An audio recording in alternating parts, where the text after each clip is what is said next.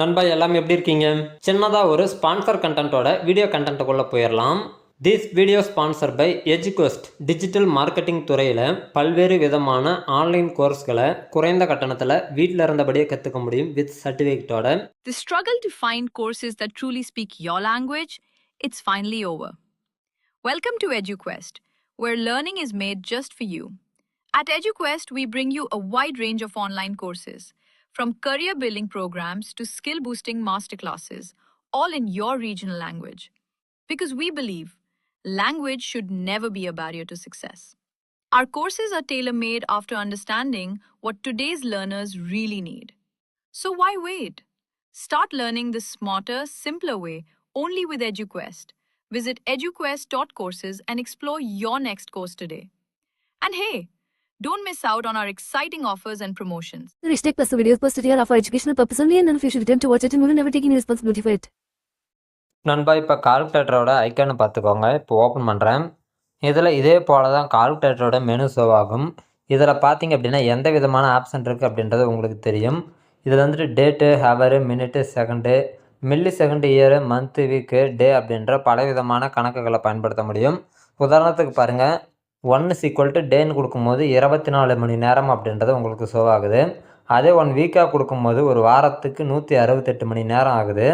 அதாவது நம்ம எப்படி செக் பண்ணி பார்க்கலாம் அப்படின்னா, உதாரணத்துக்கு ஒரு நாளுக்கு 24 மணி நேரம் அப்படின்னா 24 இன்ட்டு 7 அப்படின்றத போட்டால் 168. ஸோ நம்ம வந்துட்டு இதை நார்மல் கால்குலேட்டர் போலையும் பயன்படுத்திக்கலாம். இப்போ பார்த்தீங்கன்னா 168 மணி நேரம் ஷோ ஆகுது. இதே நம்ம ஒரு வாரத்துக்கு போடும்போது 168 வந்துச்சு. ஒன்ஸ் கன்ஃபார்ம் கூட பண்ணி காமிச்சிட்றேன் கால்குலேட்டர் கரெக்டாக ஒர்க் ஆகுது அப்படின்றத. 1 வீக் அப்படின்னு போடும்போது 168 மணி நேரம் ஆகுது. நீங்கள் சிம்பிளாக கணக்கு போடுறதுக்காக இதை வந்துட்டு யூஸ் பண்ணிக்கலாம். நீங்கள் வந்துட்டு இதுக்காக இப்போ வந்துட்டு நார்மலாக கணக்கு போடும்போது எப்படி இருக்குது அப்படின்றத பார்த்துருவோம். இப்போ வந்துட்டு என்கிட்ட ஆள் கணக்கு இல்லை உழவு கணக்கு இதே போல் நேர அடிப்படையில் வரக்கூடிய கணக்குகளை கணக்கும் போடலாம். அதே நேரத்தில் 1 மணி நேரத்துக்கு 100 ரூபாய் பைசா அப்படின்ற பட்சத்தில் அதே சொச்ச நேரம், அதாவது 1 மணி நேரம் 10 நிமிஷம் அப்படியே வருதுன்னா அந்த 10 நிமிஷத்துக்கு எவ்வளோ தொகை செலவாகுது அப்படின்றத இந்த கால்குலேட்டர் உங்களுக்கு ஐடென்டி பண்ணி காமிச்சிடும். ஸோ இது வந்துட்டு பல விதத்தில் யூஸ்ஃபுல்லாக இருக்கும் இந்த கால்குலேட்டரு.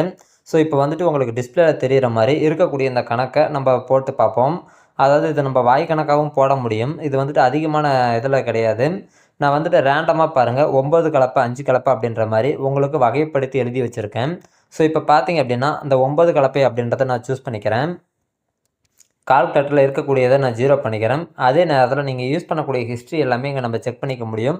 எந்த ஹிஸ்ட்ரி போட்டிருக்கீங்க அப்படின்றத. இப்போ பாருங்கள் 9 கலப்பை அப்படின்றத நான் சூஸ் பண்ணிக்கிறேன். இதில் வந்துட்டு 22/1/25 அன்னைக்கு பார்த்தீங்க அப்படின்னா 9 மணி நேரம், அதாவது 9 ஹவரு 25 மினிட்டு கூட்டல். உதாரணத்துக்கு நீங்கள் வகைப்படுத்தும் போது 9 கலப்பை 5 கலப்பை இதே போல் நான் பிரித்து எழுதி வச்சுருக்கேன். ஸோ நீங்கள் ஆள் கணக்கு எழுதுறதாலும் சரி இல்லை மணிக்கணக்கில் வந்துட்டு எப்படி கணக்கு போகிறதாலும் சரி உங்களுக்கு தேவைக்கு ஏற்ற மாதிரி கணக்கு போட்டு கூட்டிக்கலாம். இப்போ அடுத்தது பார்த்தீங்க அப்படின்னா 1 ஹவரு 5 மினிட்டு கூட்டல் 0 ஹவருக்கு வந்துட்டு 0 போட தேவையில்ல. அடுத்தது பார்த்தீங்கன்னா கூட்டல் 18 நிமிஷம் கூட்டல் 2 ஹவரு 5 மினிட்டு கூட்டல் 1 ஹவரு 7 மினிட்டு. இப்போ போடும்போது கணக்கு பார்த்தீங்கன்னா கரெக்டாக 14 மணி நேரம் வருது. இப்போ அடுத்தது கீழே இருக்கக்கூடியது 5 கலப்பை அப்படின்றத சூஸ் பண்ணிவிடுவோம். இப்போ வந்துட்டு பார்த்தீங்கன்னா இது டோட்டலாக 14 மணி நேரம் வருது. ஸோ இதை நம்ம லைவாகவும் கூட்டி பார்த்துருவோம். இது வந்துட்டு கூட்டுறதுக்கு எவ்வளோ டைம் எடுத்துச்சு அப்படின்றது உங்களுக்கு தெரியும். ஸோ இப்போ வந்துட்டு நான் ஈக்குவல் டு கொடுக்குறேன் அப்படின்னா இது ஹிஸ்ட்ரியில் ஆட் ஆகிடும். இப்போ அடுத்தது 5 கலப்பை சூஸ் பண்ணிக்குவோம். 1 ஹவரு 20 மினிட்டு கூட்டல் 50 மினிட்டு. நீங்கள் வந்துட்டு ஒவ்வொரு முறையும் இதுங்கும்போது கணக்கில் வந்துட்டு ஹவரா மினிட்டு அப்படின்றத மென்ஷன் பண்ணணும். ஒரு வேளை நீங்கள் அதை மென்ஷன் பண்ணாமல் யூஸ் பண்ணுறீங்க அப்படின்ற பட்சத்தில் அந்த கால்குலேஷன் எரர் ஆகிடும். ஸோ உங்களுக்கு அவுட்புட் ரிசல்ட் கிடைக்காது.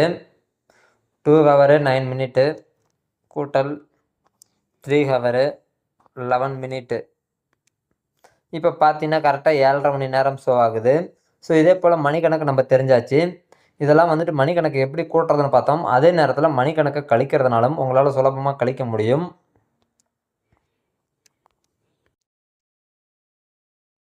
இப்போ பார்த்தீங்கன்னா தெரியும் 7 ஹவராக ஷோ ஆகுது.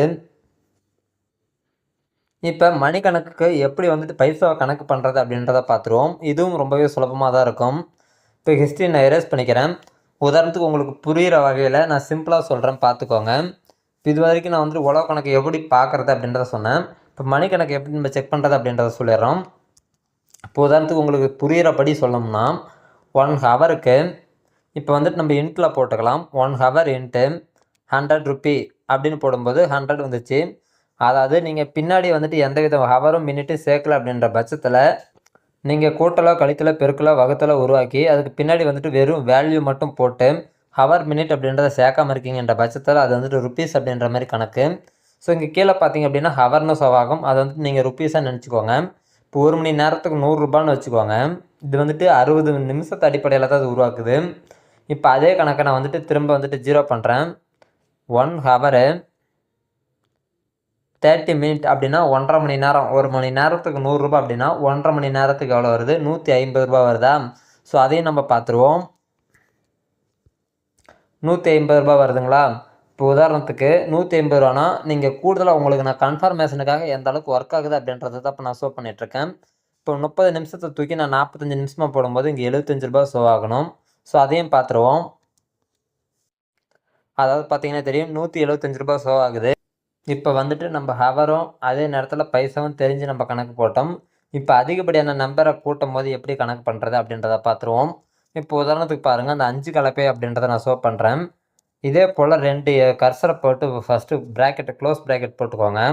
இப்போ வந்துட்டு 1 ஹவரு 20 மினிட்டு கூட்டல் 50 மினிட்டு கூட்டல் 2 ஹவரு 9 மினிட்டு கூட்டல் 3 ஹவரு 11 மினிட்டு. ஸோ இப்போ போட்டு நீங்கள் ஒரு ப்ராக்கெட், அதாவது 2 ப்ராக்கெட் போடும்போது இப்போ ஃபஸ்ட்டு இருக்கக்கூடிய இந்த ப்ராக்கெட்டும் இப்போ ஓப்பன் ஆயாச்சு, அதாவது க்ளோஸ் பண்ணியாச்சு. இப்போ வந்துட்டு நம்ம வழக்கம் போல் இதில் இருக்கக்கூடிய கவுண்டவுன் எல்லாமே இது கூட்டிக்கும். கூட்டி முடித்த பிறகு என்ட்டுன்னு போட்டு 1 மணி நேரத்துக்கு நான் 100 ரூபா மதிப்பில் போடுறேன். 100 ரூபா போட்டு ப்ராக்கெட்டை க்ளோஸ் பண்ணணும். க்ளோஸ் பண்ணுற பட்சத்தில் உங்களுக்கு பார்த்தீங்கன்னா ரிசல்ட் ஷோ ஆகும். 750 ஹவர்ஸ்னு வருது. அப்படின்னா 750 ரூபா செலவாகுது அப்படின்றது அதோட ரிசல்ட்டு. ஸோ நீங்கள் வந்துட்டு எந்த அளவுக்கு புரிஞ்சிருப்பீங்கன்னு தெரியல. நீங்கள் வந்துட்டு லைவாக ஒர்க் பண்ணி பார்க்குறீங்க அப்படின்ற பட்சத்தில் உங்களுக்கு சுலபமாக புரிய வரும். இப்போ பாருங்கள், 11 ஹவர்ஸ்க்கு இப்போ உதாரணத்துக்கு 750 ரூபா வருது. 11 ஹவர்ஸுன்றதை காட்டிலும் இப்போ வந்துட்டு இங்கே எத்தனை மணி நேரத்தை கூட்டி அந்த பைசாவோட மதிப்பு பெருக்கும்போது நமக்கு 750 ரூபா செலவாகுது. இதே நீங்கள் வந்துட்டு ஓவராலாக வந்துட்டு இப்போ எனக்கு வந்துட்டு ரூபாவோட மதிப்பு தெரிய வேண்டாம், எனக்கு வந்துட்டு பைசாவோட மதிப்பு தெரியணும் அப்படின்னா இந்த ஹிஸ்ட்ரியில் நீங்கள் உதாரணத்துக்கு எரேஸ் பண்ணுறீங்க அப்படின்ற பட்சத்தில் பாருங்கள், நான் எரேஸ் பண்ணுறேன். எரேஸ் பண்ணும்போது 7 மணி நேரம் 30 நிமிடம் அப்படி ஆகுது. 7 மணி நேரம் 30 நிமிஷத்துக்கு பார்த்தீங்கன்னா 100 ரூபான்னு வச்சு இதுங்கும் போது 750 ரூபா ஆகுது. ஸோ இப்படி பார்த்தீங்கன்னா சுலபமான முறையில் கணக்கு நம்ம வந்துட்டு போட்டுக்க முடியும். நண்பா, இந்த மொபைலோட கால்குலேட்டர் பார்த்தீங்கன்னா ரொம்பவே சிம்பிளாக இருக்கும்.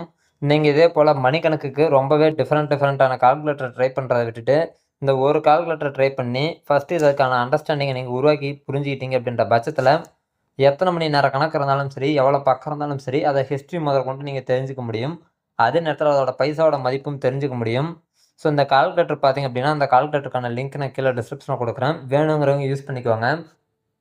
யூஸ் பண்ணி பார்த்துட்டு நீங்கள் எப்படி இருக்குது அப்படின்றத கமெண்ட் செக்ஷனில் சொன்னீங்க அப்படின்னா பார்க்கக்கூடிய யூசனருக்கு இது பயனுள்ளதாக இருக்குமா இல்லையா அப்படின்றத அவங்க டவுன்லோட் பண்ணுறதுக்கு முன்னாடியே தெரிஞ்சுப்பாங்க.